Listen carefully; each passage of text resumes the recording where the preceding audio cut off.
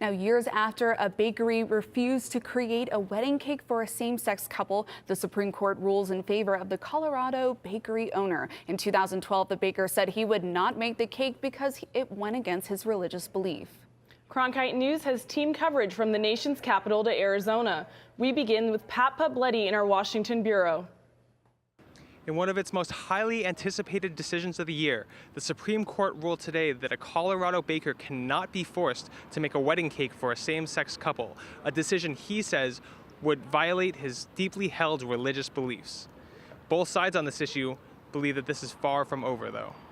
The court ruled 7-2 in favor of Jack Phillips, the owner of Masterpiece Cake Shop, who had been found to have violated a state law preventing discrimination based on sexual orientation when he refused to create a wedding cake for David Mullins and Charlie Craig.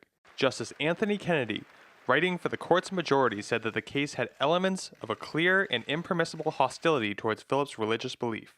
Michael Ferris is president of Scottsdale-based Alliance Defending Freedom, which argued Phillips' case. He celebrated the victory on the steps of the Supreme Court.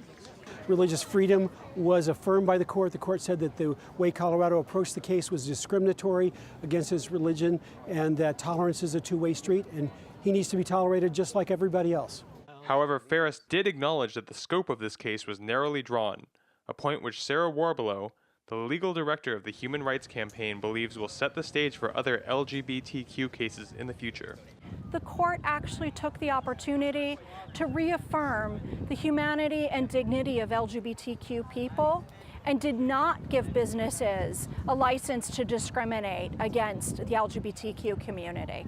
The decision leaves broader legal questions unanswered, and Justice Kennedy pointed out that future cases may end up with a different ruling. Masterpiece Cake Shop is not the only case challenging laws like Colorado's.